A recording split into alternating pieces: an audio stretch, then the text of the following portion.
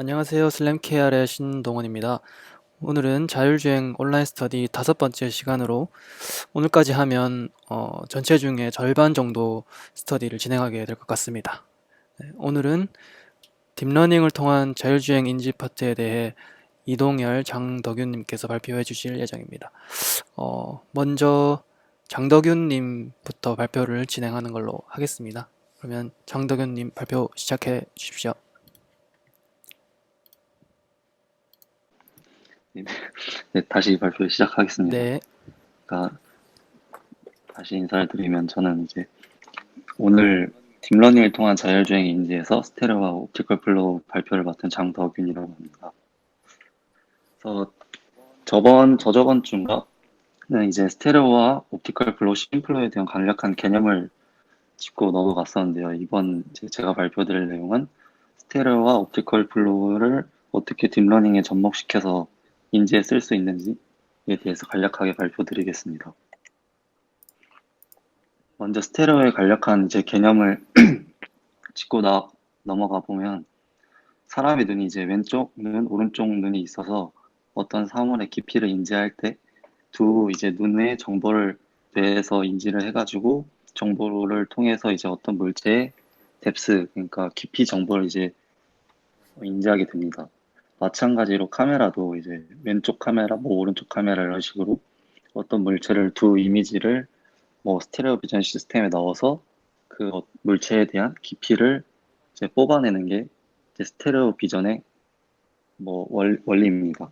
그래서 어떻게 이제 깊이를 두 카메라부터 뽑아낼 수 있는지 설명을 해드리자면 오른쪽에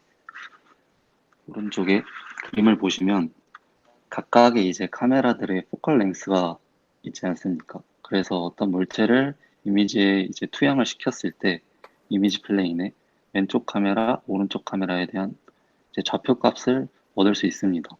근데 우리가 카메라의 포컬 랭스를 알 수 있기 때문에 비례식을 통해서 이 밑에 수식을 도출을 해낼 수가 있습니다. 근데 여기서 이제 저희가 모르는 거는 이 D라는 디스페리티라는 이 값을 저희는 모르게 됩니다.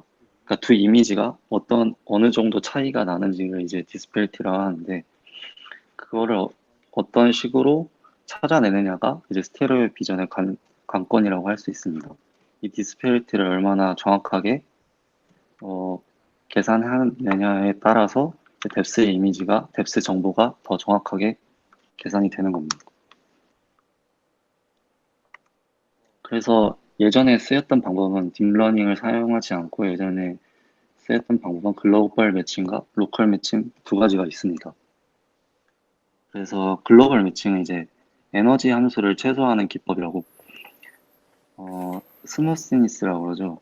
이제 그 스무스니스 컨스트레인트를 이제 최소화하는 기법으로 이제 그 이미지를 전체 글로벌 이미지 코스트 함수를 최소화시키는 방향으로 찾게 됩니다. 그래서 이 방법은 계산량이 매우 많고 정확하긴 하지만 계산량이 매우 많아서 자율주행 같은 이제 리얼타임에는 거의 쓸 수가 없다고 보시면 됩니다.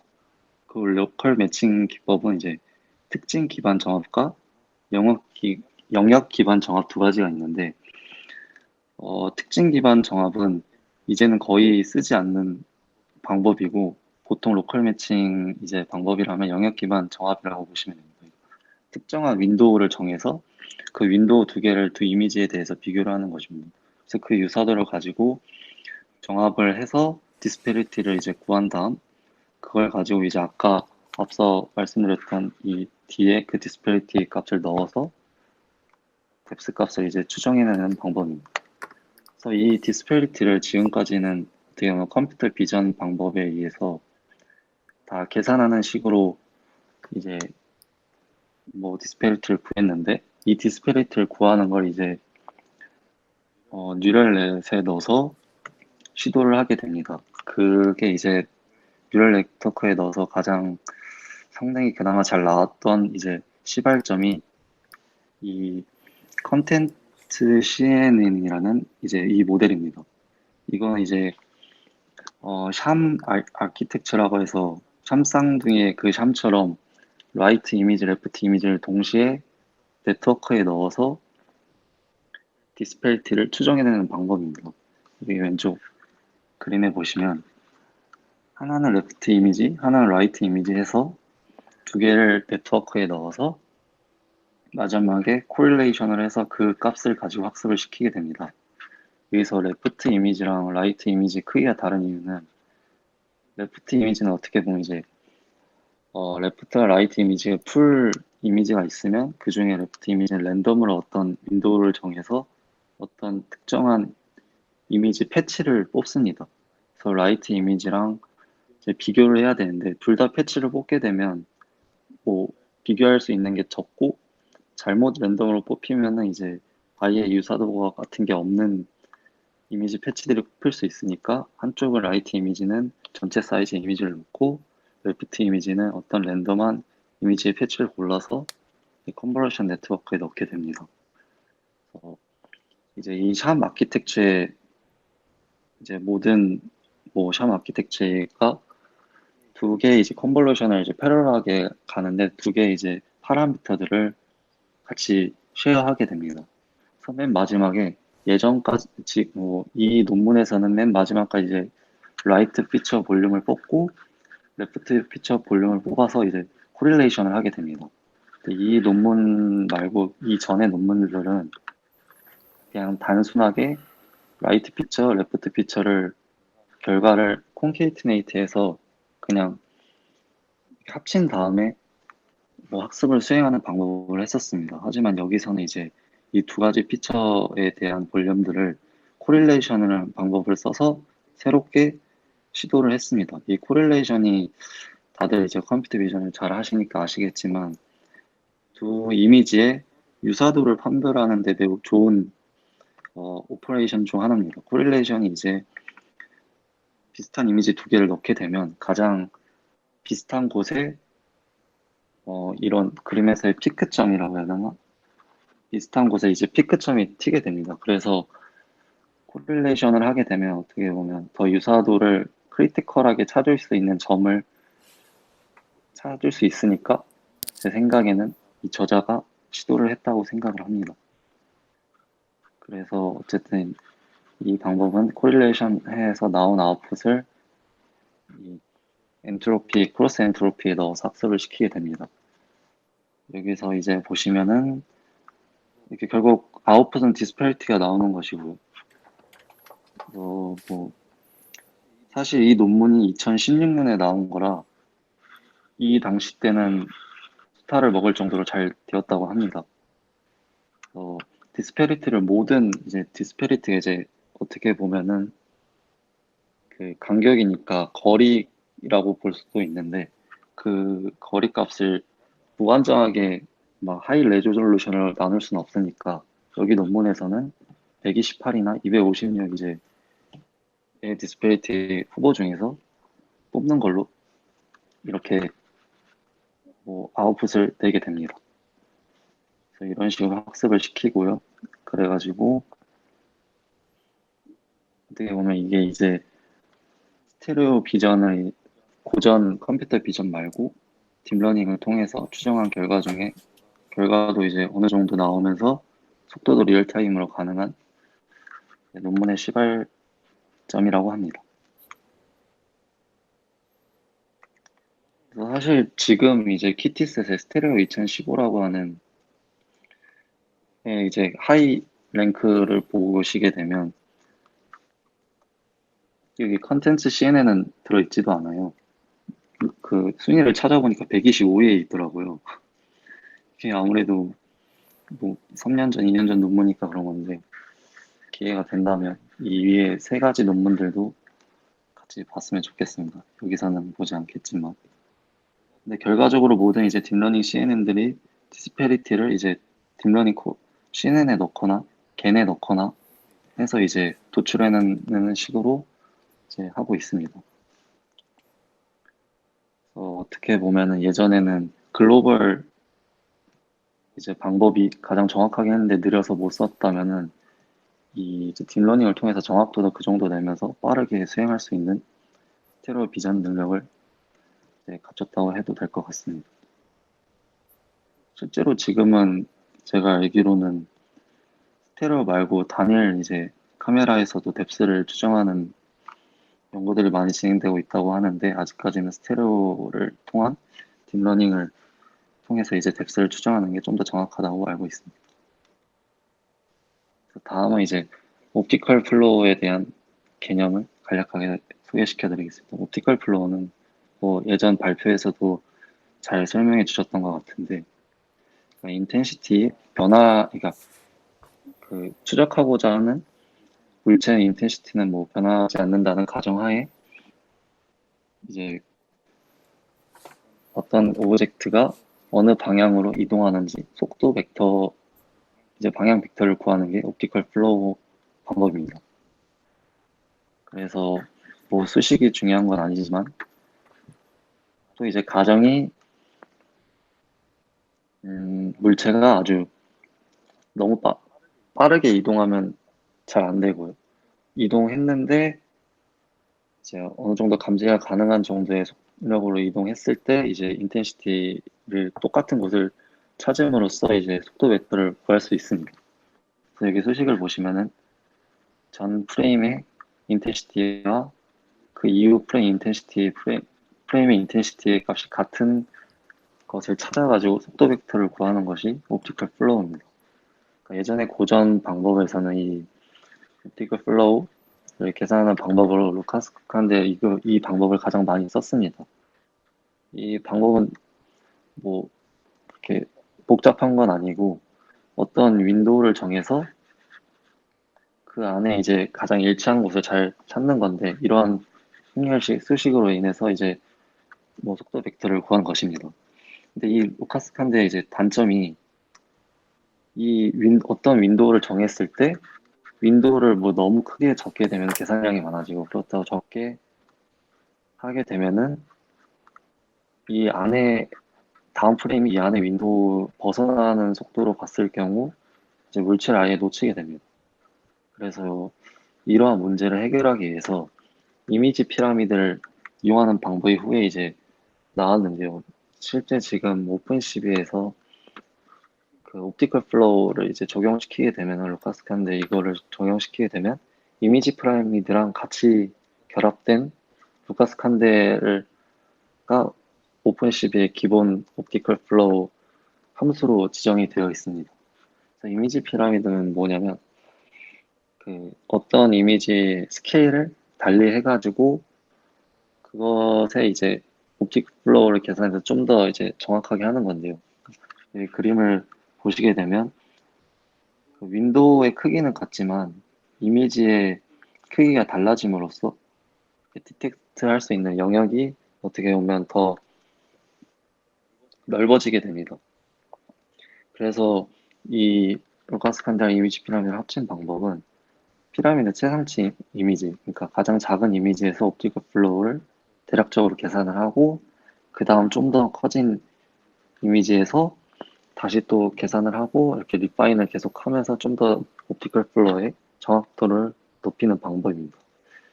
제가 여기서 이 이미지 피라미드를 설명드리는 이유는 뒷부분에 스파이넷이라는 이제 네트워크가 이런 약간 이미지 피라미드를 활용을 해서 하게 됩니다. 옵티컬 플로우를 이제 딥러닝을 이용해가지고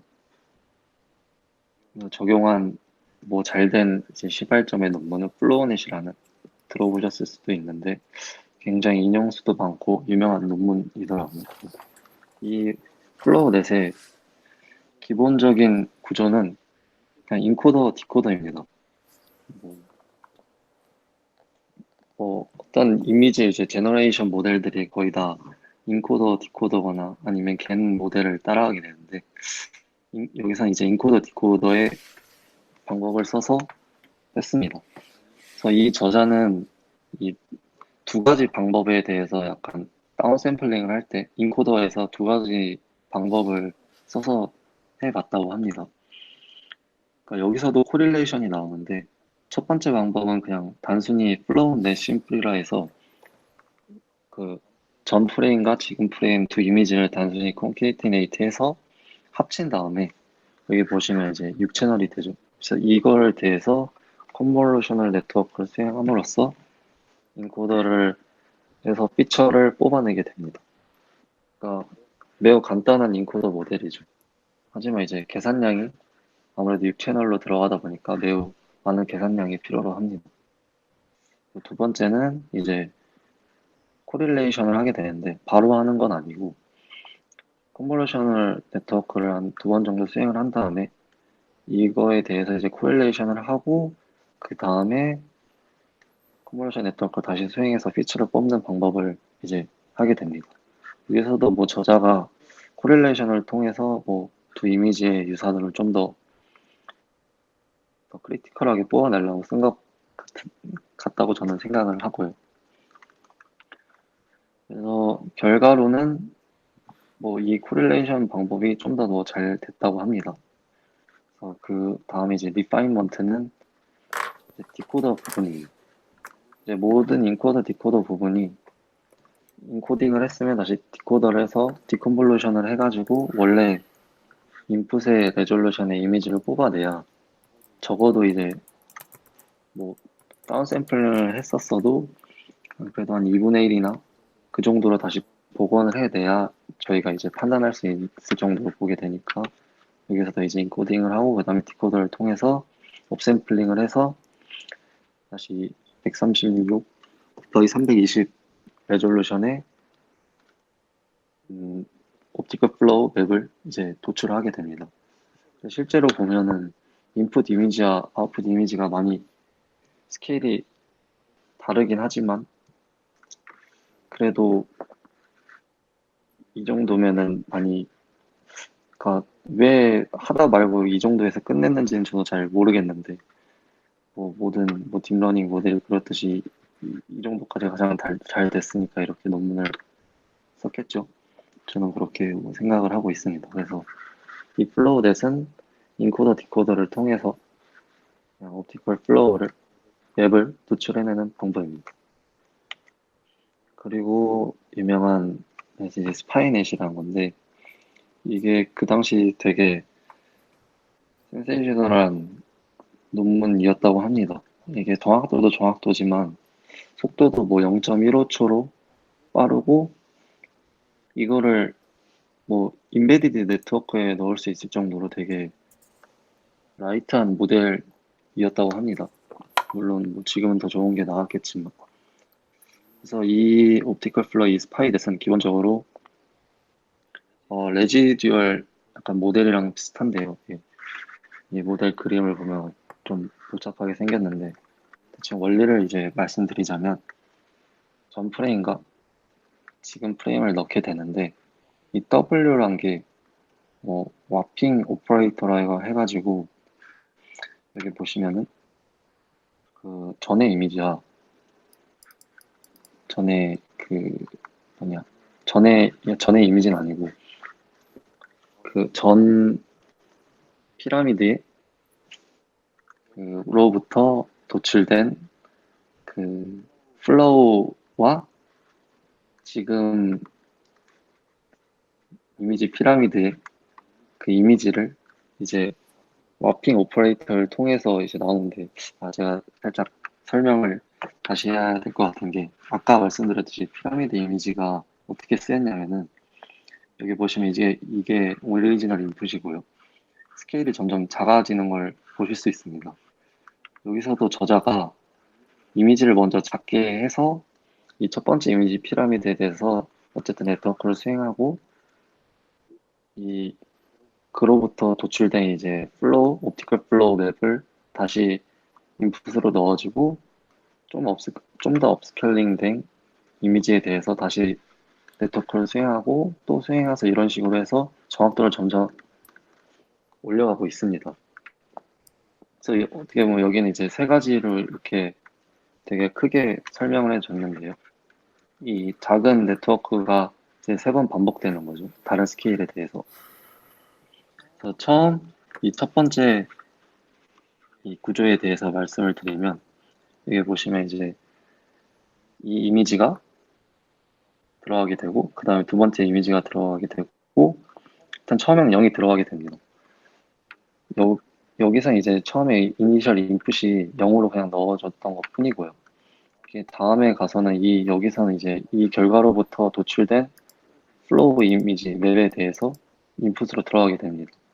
이 두 번째 구조부터 설명을 드리게 되면 이 플로우가 이제 그 전에 이미지 피라미드의 네트워크로부터 도출된 플로우 맵이고요. 그 다음에 이제 이 피라미드 이미지가 들어가게 돼서 이 와핑 오퍼레이트를 거친 다음에 이 여기 뉴럴 네트워크 이 G라고 표시되어 있는 거는 컨볼루셔널 네트워크의 이제 집합인데 5개가 이제 기본이라고 저자는 말하고 있습니다. 그래서 5개의 레이어 컨볼루션이 여기서 진행이 돼 있는데 그 인풋을 그 전에 이미지 피라미드로부터 도출된 플로우 맵과 여기서의 이미지를 이제 와핑 오퍼레이트를 통해서 집어넣게 되고 지금 프레임에 이거 전 프레임에 오리지널 이미지도 넣게 되고 이 세 가지 인풋을 넣어서 이거를 이제 약간 새로운 개념인데 레지듀얼 플로우라고 이 컨볼루셔널 네트워크를 지나게 되면은 이 맵이 나옵니다. 그래서 이거랑 그 전에 이미지 이제 옵티컬 맵이랑 더해서 그 다음 옵티컬 플로우 이제 맵이 나오게 되는데요. 이게 뭐냐면 이거는 이제 제가 보기엔 저자가 이렇게 만들라고 해서 만든 게 아니라 여기 피겨 2를 보시게 되면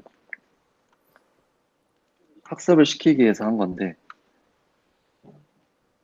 이 두 번째 피라미드에 도출된 옵티컬 맵이랑 전에 도출된 옵티컬 맵이랑 이 제너레이터를 뽑아서 나온 결과가 있지 않습니까? 그거랑 이제 그 과정을 통해서 이제 그라운드 트루스 값이 있는데 그래서 그거를 비교하는데 이 저자는 어떻게 보면 아웃풋을 가지고 학습을 시킨 게 아니라 전 프레임과 전 프레임이네. 전 이미지 피라미드에서의 옵티컬 맵과 그 다음 이미지 피라미드에서의 옵티컬 맵을 그것을 이제 학습을 시켰다고 합니다. 그 차가 어떻게 보면 이제 이 레지듀얼 플로어가 되는 거고요. 그래서 이 저자는 레지듀얼 플로어를 각각 이제 이미지 피라미드에 해당하는 레지듀얼 플로어를 학습을 시킴으로써 점차 이제 정확도를 늘려서 아웃풋으로는 좀 더 정확한 이미지 플로우 맵을 도출해내게 됩니다. 이게 말이 계속 꼬여서 잘 안 됐는데 좀 정리를 하자면 이 논문에서는 이미지 피라미드 기법을 사용을 하였고 스케일링을 다르게 해서 인풋을 넣어줬습니다. 그리고 플로우 맵을 그 아웃풋을 자체를 학습시키지 않고 전 피라미드의 플로우 맵과 지금 피라미드 플로우 맵의 차인 레지듀얼 이제 플로우 맵이라는 것을 만들어서 그것에 대해서 학습을 시켜서 이제 딥러닝을 수행을 하게 됩니다. 그래서 스파인에서 이런 식으로 해서 뭐 성능도 그때는 소타를 찍었다고 하고 수행 시간은 한 0.1초 정도 걸렸다고 합니다. 그리고 뭐 계산량도 많지 않아서 인베디드에 넣을 수 있을 정도였다고 하고요. 근데 지금은 이제 키티 데이터셋도 이제 플로우 2015에 대한 걸 들어가서 봤더니 스파이넷도 여기였더라 한 50 몇 위에 있었습니다. 뭐 이것도 물론 2년 전이라 지금은 그래서 1, 2, 3위를 보시면 스파이넷은 없고요. 이제 옵티컬 플로어랑 심플로어랑 약간 경계가 없어지고 합쳐지는 추세인 것 같습니다. 그래서 위에 논문들도 보면은 오버에서 이제 낸 논문인데 심플로어랑 옵티컬 플로어랑 그냥 똑같이 돌리는데 성능이 둘 다 잘 나와서 심플로어나 옵티컬 플로어나 둘 다 1위를 차지하고 있더라고요. 그래서 제가 준비한 발표는 여기까지입니다. 감사합니다. 네, 감사합니다. 그 질문 있으신 분들은 질문해 주시겠어요? 저 질문 하나만, 하나는 아니고 한 두세 개 되는데 해도 될까요? 네.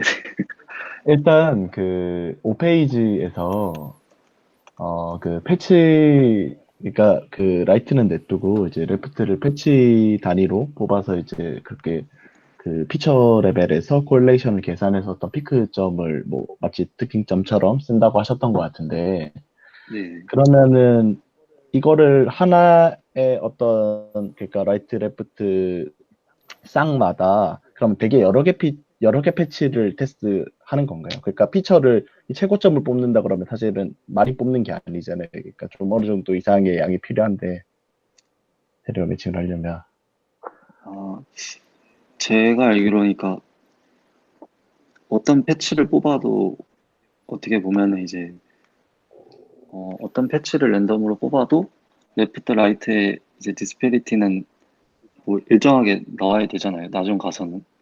예. 그러니까 이제 랜덤하게 뽑았어도 잘 되게 이제 학습을 시킨 것 같고 이제 패치를 어느 정도 크기로 하냐에 따라서 뭐 계산량이 달라지고 좀 달라지는 것 같습니다. 이게 그래서 한쪽은 그냥 풀 이미지를 넣고 한쪽은 랜덤 패치를 뽑는데 항상 똑같은 걸로 랜덤으로 뽑는다는 걸 보니까 항상 똑같은 위치에 패치를 뽑는 건 아닌 것 같고 각 그 학습 웹폭마다 다른 이미지를 뽑아서 하는 것 같습니다. 아, 그러면 지금 저 코릴레이션을 계산한 다음에 나오는 그 값 자체가 그냥 디스페리티 그 유일 값이 되는 건가요, 그냥? 네네네. 그러니까 아, 여기서는 그 피규어에서는 안 나와 있는데 네. 이제 아웃풋은 어쨌든 디스패리티가 됩니다. 그래서 여기서 아, 그래서 로스 펑션 봐도 그 P 자체가 이제 디스패리티 디스터비전이거든요. 그 디스패리티의 분포도 가지고 이제 학습을 시키게 됩니다. 예, 이해했습니다. 예. 제가 여기 궁금한 게 있는데 여기가 네. 쌍둥이 네트워크를 사용했다고 하셨잖아요. 그러면은 네네네. 왼쪽이랑 오른쪽이랑 그 shared 파라미터를 공유한다고 적혀 있는데 그러면은 크기가 달라도 상관없나요? 크기가 같아야 되는 거 아닌가요? 쌍둥이 네트워크면? 어, 어, 그러니까 저도 그 부분에 대해서는 좀 더 봐야 될 것 아, 같은데 네네. 그 shared 파라미터라는 게 네. 그, 그 뭐냐 커널에 대해서 그 파라미터를 그냥 공유하는 거지 그 네. 뭐라 해야 되지? 네, 그 웨이트들을 공유를 하는데 아, 그 한 커널에 대해서 공유를 하는 거지 그 다른 뭐라 해야 되지? 그런 말이 아니라 그 커널의 웨이트를 그냥 공유를 하는 것 같습니다. 그러면은 음, 커널의 크기는 똑같은데 저 인풋, 라이트 이미지, 레프트 이미지 크기가 다르기 때문에 저렇게 피처 맵이 다르게 나오는 것 같다라는 말씀이시죠? 네네네. 네네. 알겠습니다. 그래서 뭐 샤미라에서 원래 뭐 고전 샵 아키텍처를 하면은 뭐 원샷 뭐 딥러닝 이런 거에서 많이 나오는데 똑같은 크기로 넣는 게 맞는 것 같은데 음, 어떻게 보면 살짝 변형된 것 같습니다. 네, 원래라면 이제 양쪽 둘 다 똑같은 네, 크기의 음, 인풋을 넣어서 나오는 게 음, 음, 샤움 아키텍처라고 알고 있습니다. 감사합니다. 네. 종훈님 계속해서 질문해 주시죠. 아, 예, 알겠습니다. 자, 하나만 더 물어볼게요. 그 스파인데 설명하실 때 그 스트럭처 보면은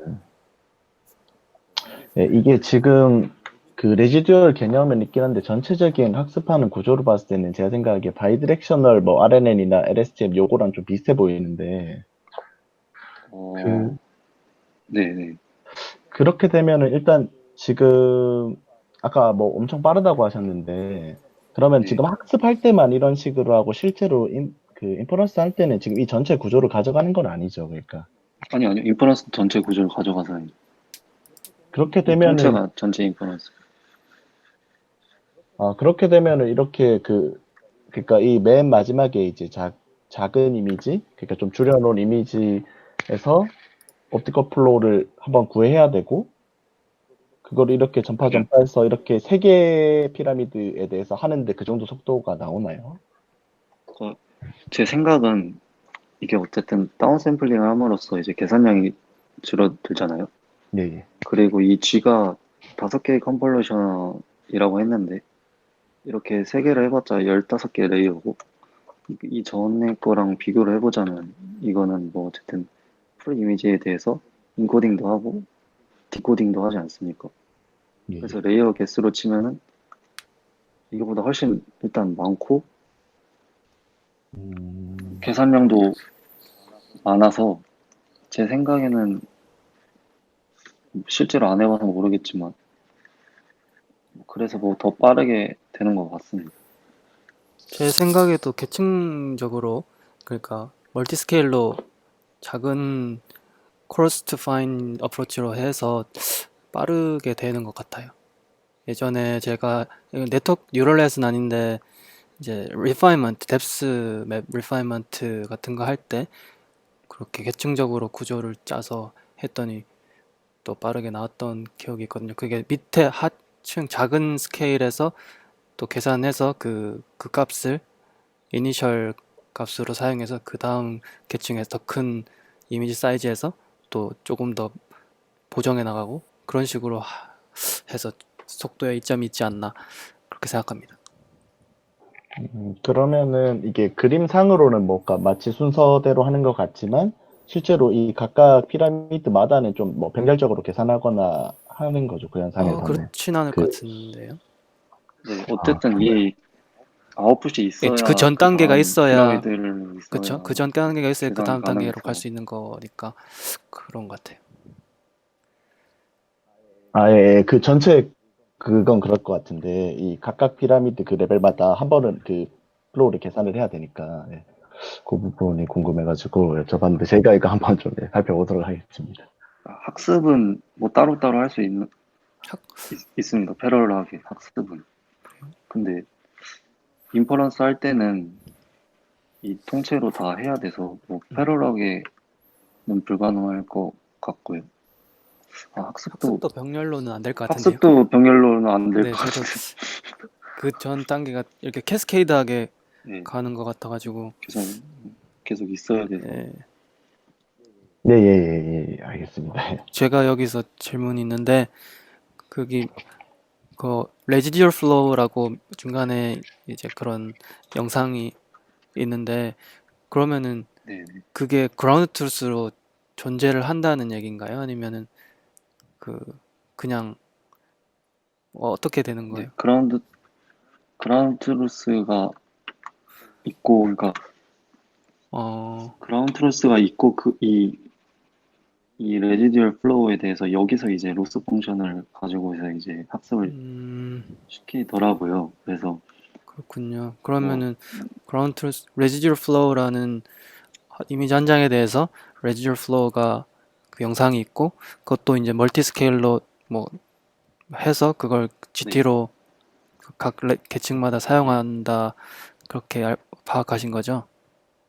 네, 그러니까 그라운드 트루스로 이제 구하는 거는 뭐 조작 어떻게 했는지 자세하게는 잘 모르겠지만 뭐 음, 이 스케일과 이 스케일에 어쨌든 옵티컬 플로우에 그 그라운드 트루스가 있으면 각 스케일마다 옵티컬 플로우가 그라운드 트루스가 있다는 가정하에 그 두 개를 빼면은 이제 레지듀얼 플로우가 나오니까 음. 그걸 이제 그라운드 트루스로 보고 이제 학습을 시킨 것 같아요.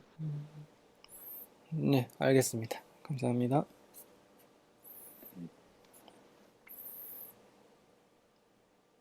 다른 분들 질문이나 코멘트 있으신가요?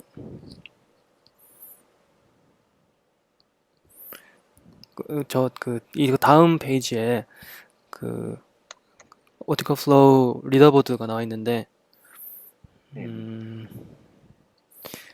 7위에 런타임이 50분으로 돼 있네요. 진짜 기네요. 이건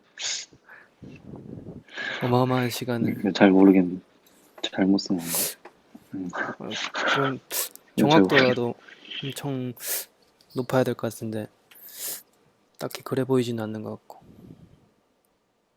근데 지금도 어쨌든 우버에서 만든 이런 네트워크가 1이긴 한데 네. 런타임은 0.75초인데 음. 스카이넷은 이제 0.15초로 했으니까 음. 그냥 2년 전에 한 것임에도 불구하고 엄청 빠르게 된 것 같습니다. 네, 알겠습니다. 감사합니다. 그러면은 덕윤님 발표는 여기까지 하도록 하겠습니다. 네, 감사합니다. 그럼 다음으로 이동열님 혹시 준비되셨을까요? 저는 이동열이라 하고요. 오늘 맡은 주제 내용은 딥러닝을 통한 자율주행 인지 파트입니다. 오늘 설명드릴 컨텐츠는 컨볼루션 신층 신경방을 이용한 탐지 인지 분할인데요. 제가 생각할 때 더 필요하다는 내용을 간단히 추가해서 준비해 보았습니다. 먼저 다 알다시피 자율주행 인지의 목적은 패스 플래닝과 결국엔 스택 오브젝트 디텍션을 통한 슬램이라고 할 수 있는데요. 다 알고 있기 때문에 넘어가도록 하겠습니다.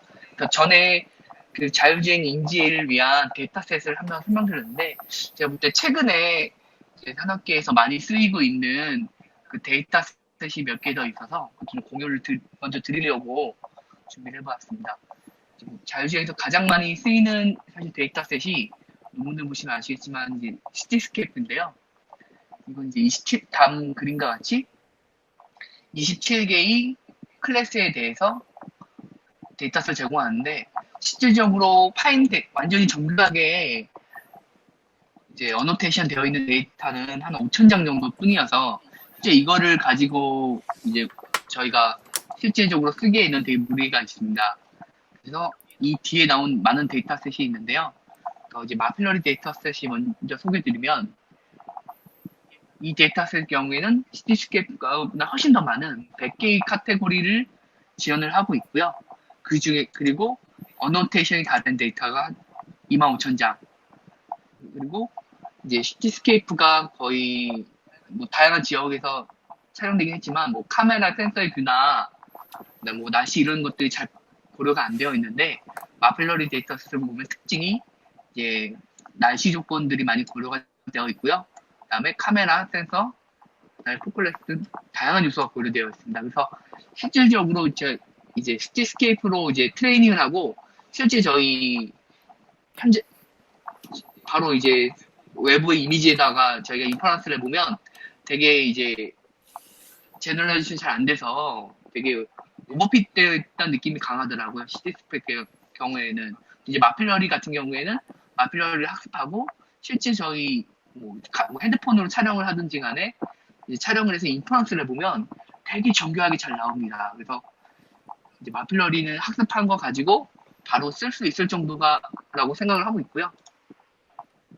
그 다음에 이제 데이터셋이 다들 많이 들어보셨을 것 같은데요.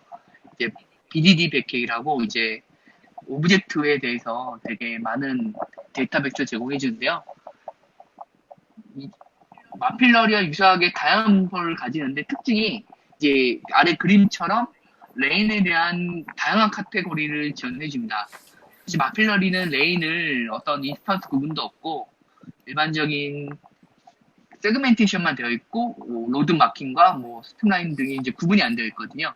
근데 이제 BDD 100K는 자율주행을 위해서 레인의 카테고리가 딱 제어 관점에서 잘 되어 있습니다.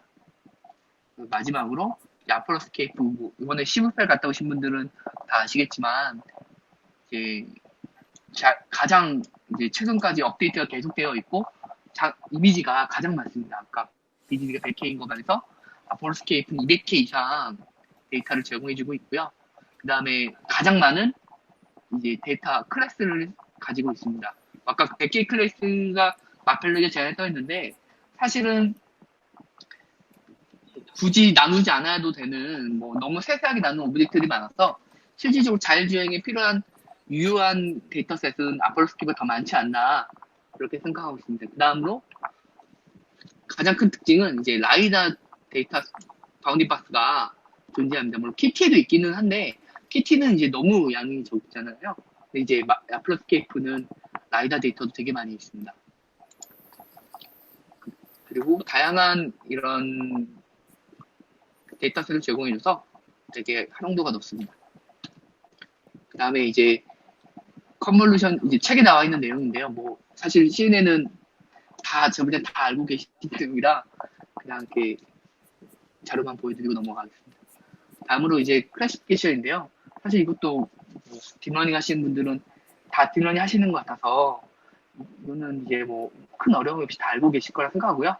결국에 이제 실제 신경망의 구성 요소인 컨볼루션 레이어, 액티베이션 레이어, 배치 노멀라이제이션, 스킵 커넥션 등등 이것들의 조합을 FC 레이어로 마지막에 클래스의 개수에 맞춰서 분류 네트워크를 구성하는 거고요.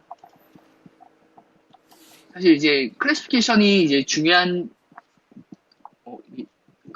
중복된 내용인데 중요하다고 생각하는 거는 이제 역할인데요. 사실은 이제 클래시피케이션을 그대로 쓸 일은 사실 이제 자연적인 거의 없는데 이제 이거를 이제 뒤에 탐지와 의미 변화를 위해서 사용되기 위한 인코딩 모듈로 다들 아시게 많이 사용합니다. 근데 이제 그러면 네트워크가 요 아래 그림처럼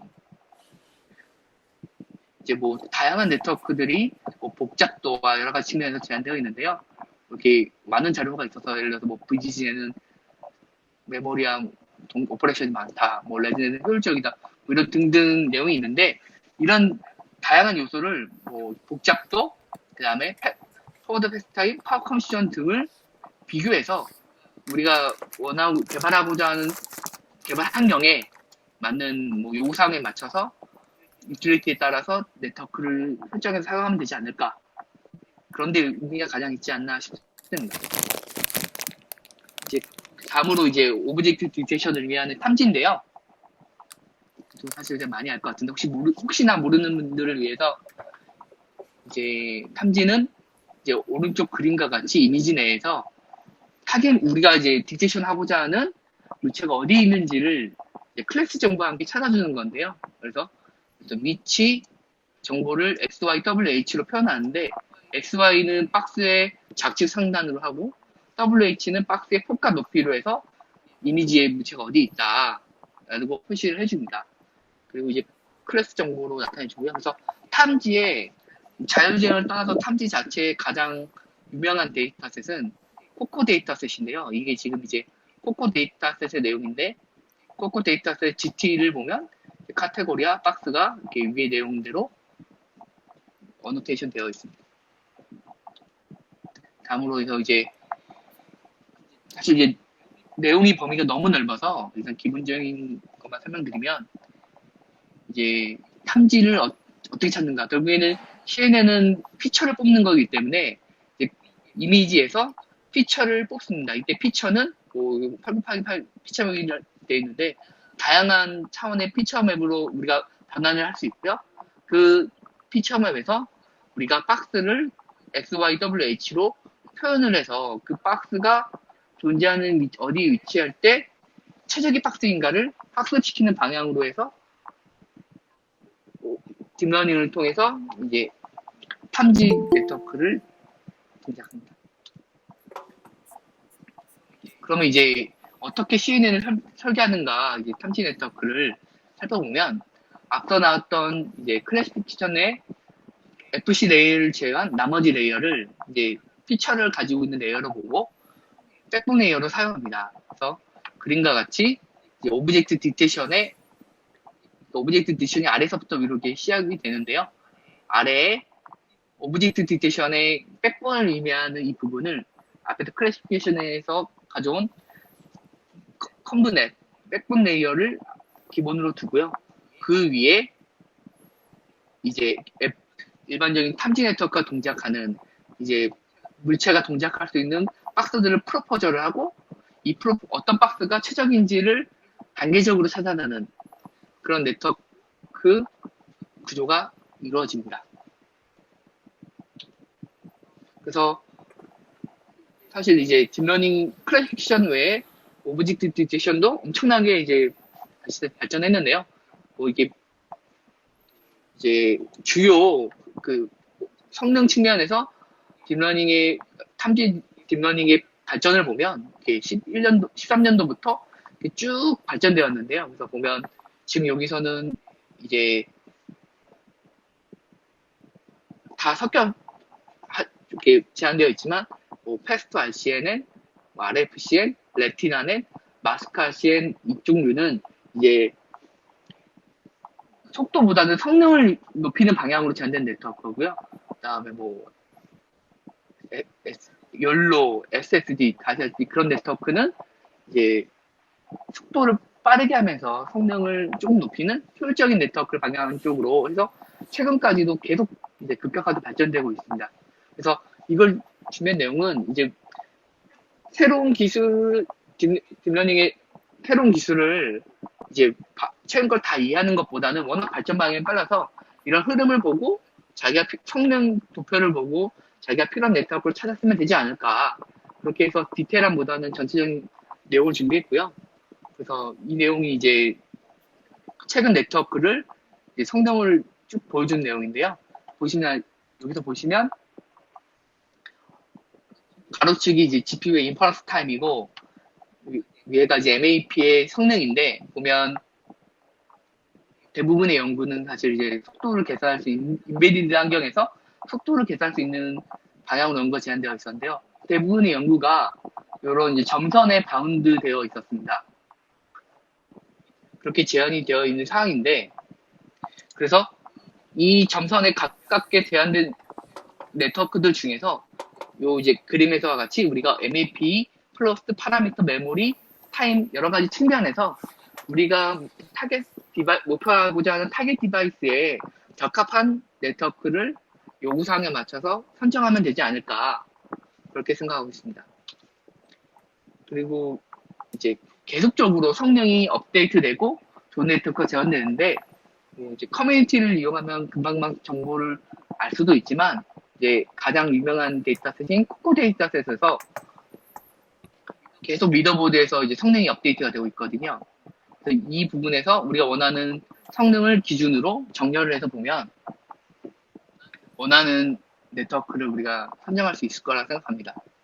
재밌는 거는 이 매그빌이 제한한 네트워크가 거의 몇 개월 이상 성능 측면에서 더 높은 네트워크가 제한되지 않고 있는 것 같아요. 다음으로 이제 아까 그 바운드가 있다고 했는데 그 바운드가 여기 이제 점선으로 되어 있는 SNN, 뭐 레드네스트, 인셉션 이런 등등의 네트워크인데 이 네트워크가 이제 뭐 사람이 휴먼 디자인으로 인해서 제한된 네트워크인데 이제 구글이 이제 오토ML을 사용해서 이 바운드를 넘어서는 네트워크들을 계속적으로 제한하고 있습니다. 최근에는 Efficient Net이라고 오토ML, ICML 2019에서 CPU랑 같이 이제 연계되었던 학회에서 이제 발표를 했는데요. 이 네트워크의 성능이 엄청 좋아졌습니다. 그래서 사실은 이 네트워크가 오브젝트 디텍션에서 사람이 손으로 설계하는 게 의미가 있나라는 생각이 들고요. 이제 제 주에도 이제 대부분 Efficient 네트워크를 사용해서 트랜스퍼 러닝 하는 방식으로 가고 있는 걸 알고 있습니다. 지금 논문에서는 이게 지금 보면은 파라미터 수에 따라서 바운드를 이제 촘촘하게 네트워크를 제한을 하고 있습니다. 오토ML에서 제한하고 있는데 지금은 보면 파라미터를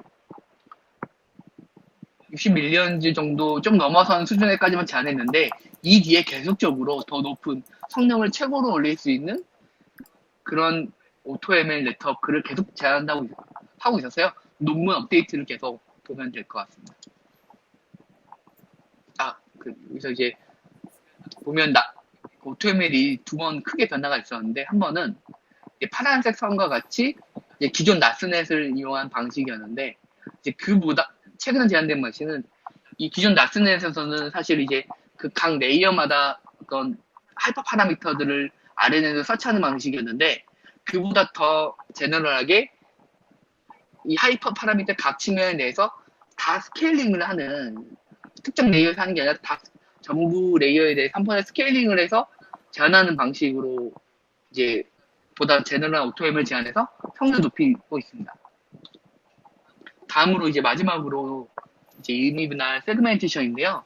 그 논문에서는 PSP넷에서 시메틱 세그멘테이션만 제한하고 있는데 사실 그 이후에 많은 변화가 있어서 그 내용들을 추가해 준비했습니다.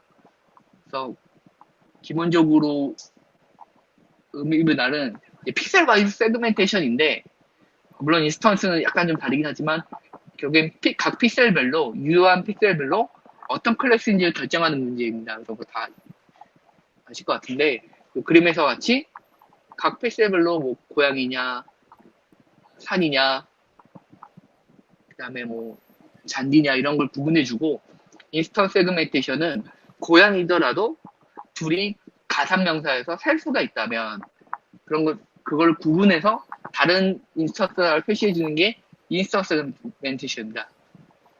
여기까지가 사실 작년까지의 현황이었고, 이 뒤에 이 둘을 다 하는, 예를 들어서 배경도 찾고 인스턴스 가산이 가능한 것들은 인스턴스까지 구분해주는 파노틱 세그멘테이션이 작년에부터 제안이 돼서 이제 연구가 많이 활발히 되고 있습니다.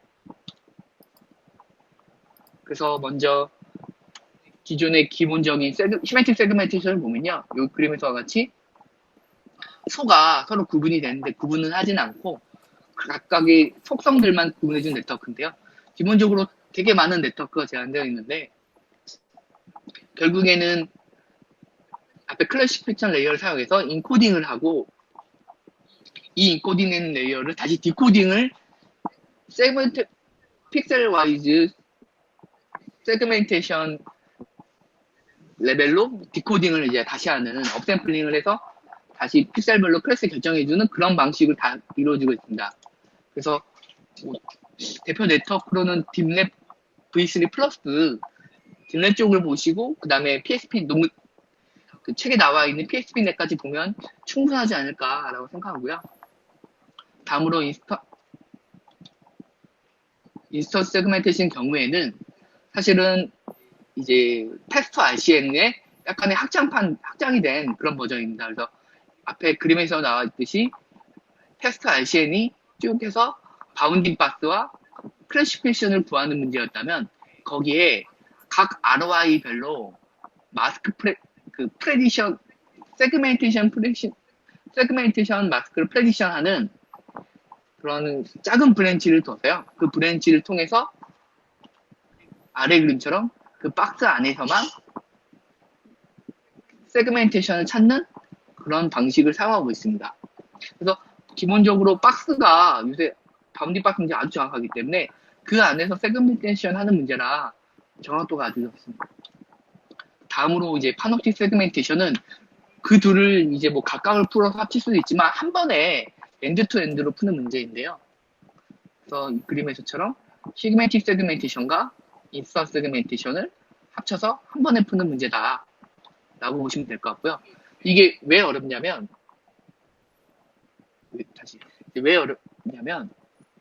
둘이 푸는 스타일이 완전히 다릅니다. 그래서 시멘틱 세그멘테이션 같은 경우에는 이미지 전체로 이 사이즈를 업샘플링을 해서 풀어야 되는 문제고, 인스턴스 세그멘테이션은 박스의 디펜던시가 있게 가져가는 문제여서 이 둘이 일단 하나의 브랜치로 만들기 어렵고, 그 다음에 결국에는 둘이 다른 브랜치로 나오기 때문에 각각이 픽셀에 중복되는 부분이 존재하고, 어디가 더 우선적으로 우선순위가 높냐, 그런 등등의 문제가 존재합니다. 그래서 가장 맨 처음 제안된 방식은 각각의 네트워크를 각각의 네트워크를 진행을 한 다음에 휴리스틱한 방법으로 둘을 합치는 겁니다. 예를 들어서 마스크 RCN이 찾아진 영역의 성능이 높으니까 마스크 RCN이 디티션 부분에 대해서는 마스크 RCN이 찾은 결과를 사용하고, 그렇지 않은 부분에서는 사용하지 않고 그 PSP넷 결과를 사용하는 방식이 될 수 있습니다.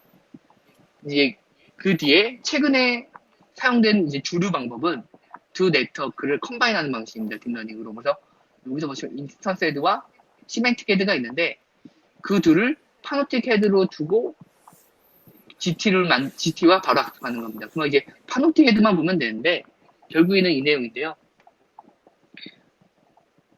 여기서 이 아랫부분이 시멘틱 헤드고, 얘 YI가 인스턴스 헤드입니다. 그래서 시멘틱 헤드는 전체 이미지에 대한 글로벌 정보를 다 프레디션 하는데, 이 중에 박스 정보를 가지고 마스크와 컨케이트 시킵니다. 그 특정 영역만 크롭을 시켜서 컨케이트 시켜서 그 부분과 그 다음에 해당 부분을 쭉 가서 또 해당 영역만 합쳐서 마지막에 컨케이트는 마스크 단위가 아니라 이미지 전체 레벨에 컨케이트를 시켜서요. 이걸 가지고 이제 소프트맥스로 각 픽셀별로 클래시피케이션, 픽셀 와이즈 클래시피케이션 하는 문제입니다. 여기까지고요. 주요 내용은 다 설명하는데 전체적인 내용을 설명하다 보니까 좀 디테일한 것들은 좀 제외했습니다. 질문 있으신가요?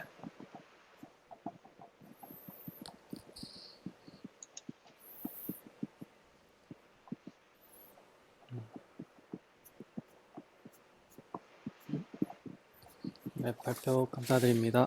혹시 다른 분들 질문 있으신가요? 잠깐. 네, 발표 감사합니다. 혹시 다른 분들 질문 있으신 분들 계신가요?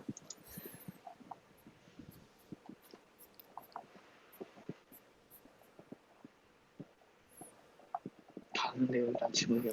이거 지금 파놉틱 세그멘테이션? 이게 네. 지금 보여주시는 슬라이드가 전체 플로우 차트인 거죠? 네. 이게 UPS 네트워크로 여기 나와있구나. UPS 네트워크로 알고 있고요. 네. 지금 이게 그 시티스케이프 데이터셋 리더보드에서 현재 1위 하고 있는 걸로 알고 있습니다. 사실 몇 개 제한된 게 몇 개 없고요.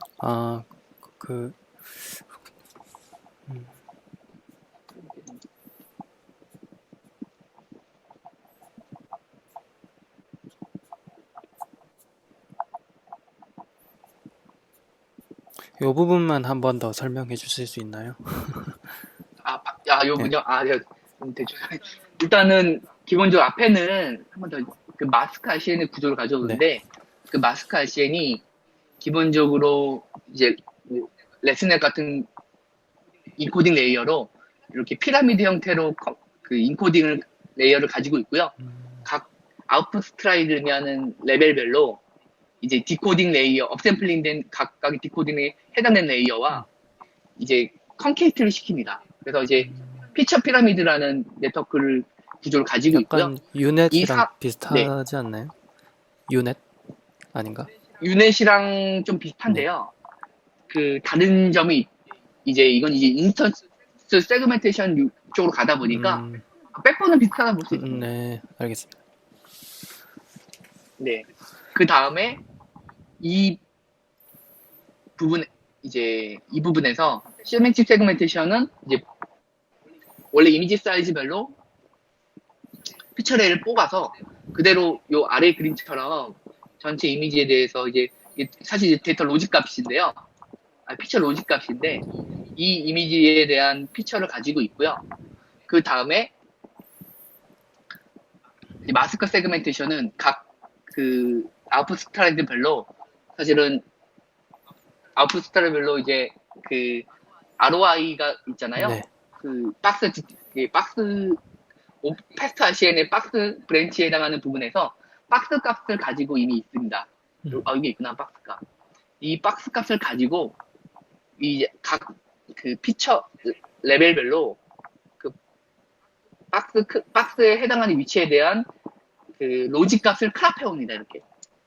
그래서 예를 들어서 이 부분이다 하면은 이 부분에 해당되는 그 박스가 가리키는 이 부분에서 박스가 가리키는 영역들을 크랍을 해온 다음에요. 예를 들어서 이제 이 둘이 좀 피처 레벨이 다르면 피처를 업샘플링 시켜가지고 사이즈를 맞춘 다음에 이제 이 좌표 값을 가지고 있습니다. 그 다음에 이제 두 가지로 이제 컨케이트가 일어나는데 첫 번째는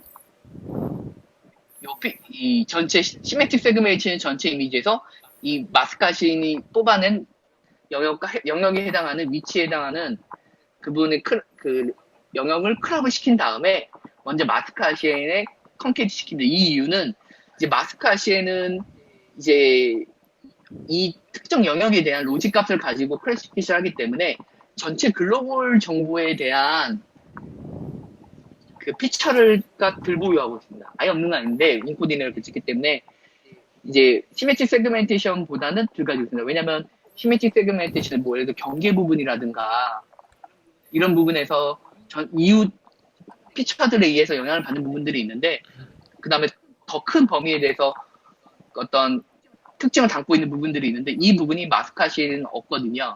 이 부분들을 마스카시의 그 이제 마스크별로 컨케이트를 사이즈를 맞춰가지고 사이즈를 조정해 사이즈는 ROI, 얼라이를 통해서 조정을 하고요. 그 조정을 한 것들을 이제 컨케이트 시킨 다음에 이제 로직 값을 해당 값을 뽑고 다시 원래 이미지 사이즈별로 업샘플링 이렇게 제로 패딩을 통해서 만들어 놓습니다. 그 다음에 원래 세그멘테이션 내부는 그 이제 인스턴스 브랜치를 볼 때는 그 해당 부분만 다시 크랍하고 나머지는 제로 패딩을 해서요. 그 두 개를 다시 이제 컨케이트 시켜서 일단 마스크에 해당하는 부분은 이 부분만을 취해서 컨케이트를 전체 이미지에서 한 다음에 클래시피케이션을 하고요. 그 외의 영역들은 사실 이제 시메틱 세그멘테이션만 가지고 하는 거기 때문에 그거는 이제 그 외 부분 이렇게 진행돼요. 설명이 좀 손으로 해서 설명드리기 편할 것 같은데. 아, 네. 그러니까 이제 마스크와 전체 둘 다를 컨케이트 시켜서 한다 보면 되지 않을까. 그러면은 이게 세멘틱 세그멘테이션이랑 인스턴스 세그멘테이션에 같이 하는 거라고 하셨잖아요. 네. 그 아웃풋도 두 개가 따로따로인 건가요? 그렇게 되겠죠? 저도 이걸 실제로 별로보지 않았는데, 저도 이거를 이제 간단 개념을 봤는데 아마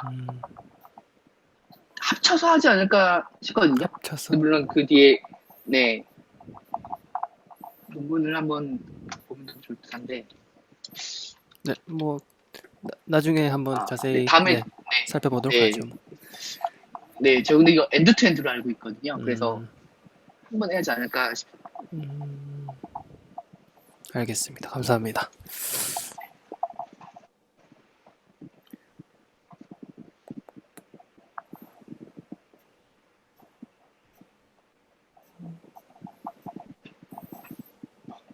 네, 그러면은 다른 분들 질문이 없으시면 동열님 발표는 여기까지 하도록 하겠습니다.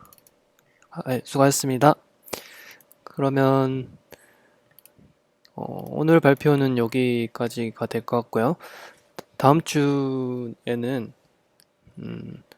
예측 및 경로 계획에 대해서 김봉섭, 신동원, 이인규님 세 분이 발표를 해주실 예정이 되겠습니다.